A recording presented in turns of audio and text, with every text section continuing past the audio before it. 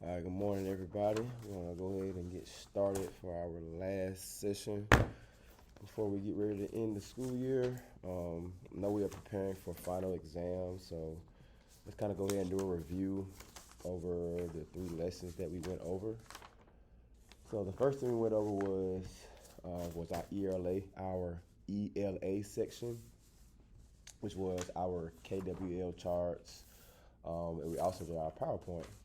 Okay, so remember when we did our look around, meaning in the context, we always wanted to talk about underlying words that are unrecognizable. So when we did that, we want to go ahead and look at it and listen and read the entire sentence first before we decide what the word means.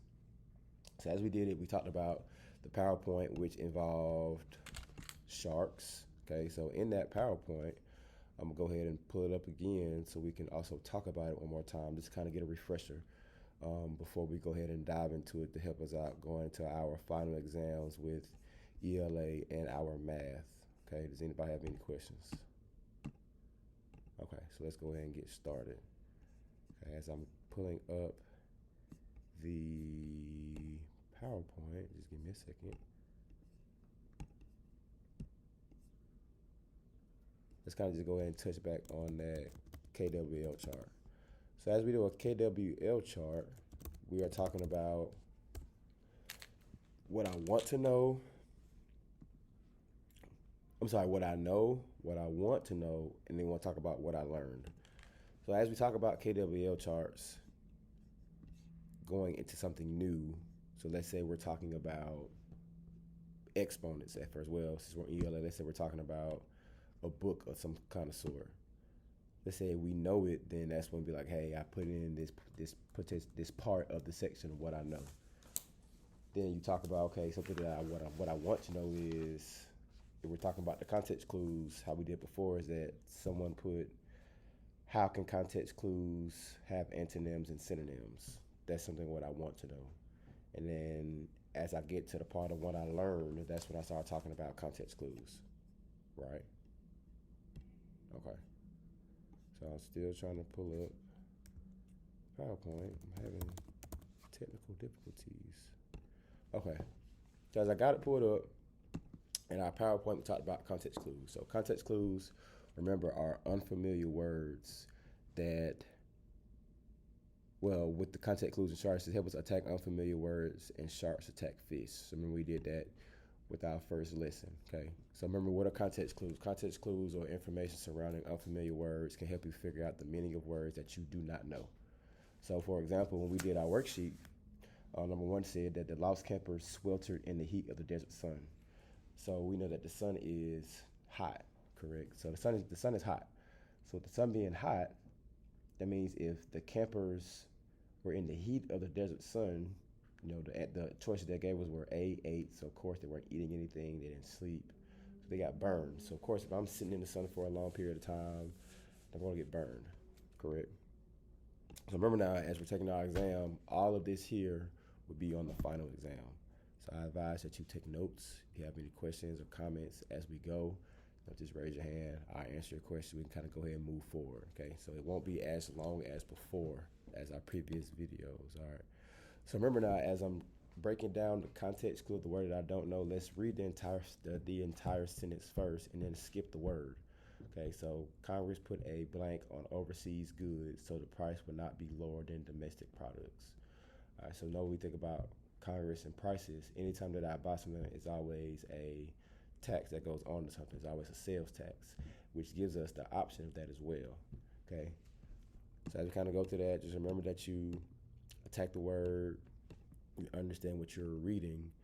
We also want to understand the context of what it means before we decide to answer that. Correct? Okay. So as we kind of go ahead and talk about that, all of this of the context clues that we went over will also be on the final. All right, so remember that we do the context clues, understand how we break it down, and then also the KWL chart can also help us out as we do that as well. So as we kind of skip forward and move into our math section that we will be working on were our exponents, right? So dealing with our exponents, we want to understand is dealing with exponents and multiplication, right? So I'm gonna go ahead and grab a marker, and we'll kind of want to write on the board and kind of talk about what we did before, right? So remember we did before, we wanted to simplify our exponents, correct? So as we simplify, we want to make it as easy as possible. So anytime I see 4 squared, that means I should do what? Obviously I'm just doing just 4 times 4, okay? Which means I'm just multiplying, right? So we know we see that 4 times 4 equals 16. Same thing if I see 3 squared, that means I'm multiplying. Say if I see 6 squared, so on and so forth. So as we're moving forward into our lesson with our exponents, we had 4 squared times 4 squared, okay? So remember that as we're asking us to make it a positive, simplified and make it a positive exponent, okay? So we know that 4 squared equals 16, but we know we're not going to multiply these two numbers. All we're doing now is adding these two numbers at the top, which is the exponent, and bring it down, which makes it 4 to the 4th power, okay? Making it real simple. So let's say we do 2 times 2 squared times 2 squared. Now I know that all these 2's are the same, but what's missing here is that I do not have the exponent, which means I have to add one. So as I add an exponent, that one should change now, okay? Now it should be, my 2 is gonna come down. If I do 2 plus 2 is 4 plus 1 equals 5, which equals 2 to the 5th power, which is really simple, guys, okay?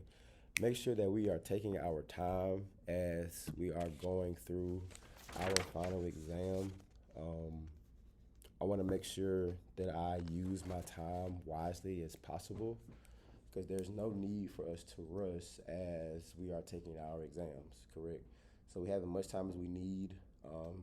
We really didn't want to come in and want to teach a new lesson, since we're kind of about to close out the school year and we have about 3 more days left, and we're getting ready to prepare for our exam on Monday. Okay, so some of you exempted some of your exams, some of you have not, but I want to just make sure that we get a complete understanding as we are going through and completing our exams. So remember now in our lesson plan that we had, which talked about, our lesson plan, we want to talk about creating equations and inequalities in one variable, correct? And we also wanted to use them to solve problems, include equations arising from linear functions, create linear, quadratic, and exponential equations in 2 or more variables to represent relationships between quantities, right?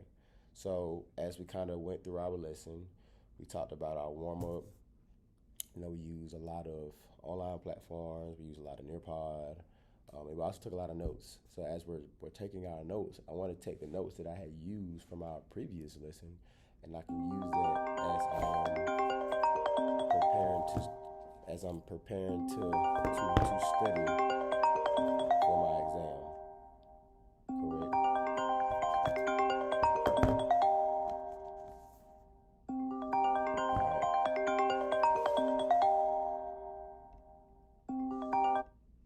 As we're doing that, all right. So our warm-up activities should also help as well as we're taking notes and etc. as we're doing the Nearpod as well.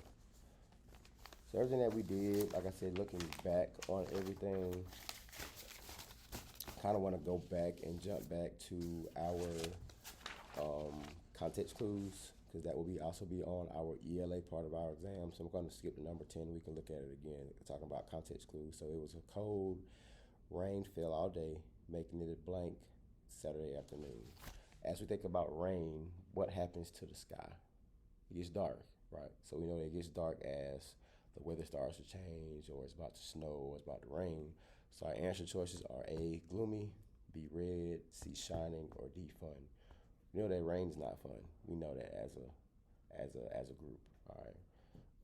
Shining an option? No. The only time that something shines is when something is bright. So as right now, we see the lights are shining, which means it's bright, which is similar to the sun. Once we see the sun, it means that it's shining and it's bright. All right, so red is not an answer. So answer should be A, as in gloomy. All right, so gloomy meaning that it was a cold rain fell all day, making it a gloomy Saturday afternoon. All right. Last thing, let's talk about number 8. So let's look at the sentence before we dive into our context clues. All right. So for our choices, we have A, remove, B, call, C, explain, and D, stop. All right, so let's read the sentence. When he didn't understand the instructions, the student asked teacher to blank clarify them. I'm sorry, to blank to them. Let's read it again. When he didn't understand the instructions, the student asked teacher to blank to them. So it's something we don't understand. All right, we're going to get somebody to, what's the word? Explain, right? So we want to explain it in ways that we can understand, so the correct answer should be explain. All right. Last thing, all right, so the country cottage was outside the quiet and blank town. Think of a cottage. What could that mean? Look at the answer choices that we have. So we have charming, running, ruin, perhaps. So the country cottage was just outside the quiet and blank town. So we know technically Hepzibah is considered a town or city, which is in the county that we're in. So we think of something that's quiet, that's kind of thinking it's something that's nice. You know, it's not running or ruined, so thinking it's charming. Another word for charming would be something nice or beautiful and so on and so forth, okay? Talk about one more. Let's look at number 4. I'm sorry, look at number 3. So the scared rock climber balanced blank on the edge of the cliff. So the word that's underlined is precariously. So when you think about a rock climber, what are they usually doing? Of course, they're rock climbing and climbing something really high, and they're trying to reach the top of something, right? So as I'm climbing something like a rock climb, is that something is it dangerous or is it fun? Just look at our answer choices. So we have gracefully, lazily, dangerously, and hopefully.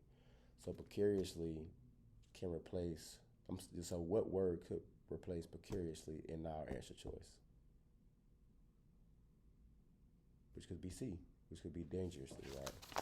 All right, so I know our lesson was kind of quick. I want to do a kind of a quick review today as we're getting ready to close our lesson. I really enjoyed working with you all during this time, completing my student teaching.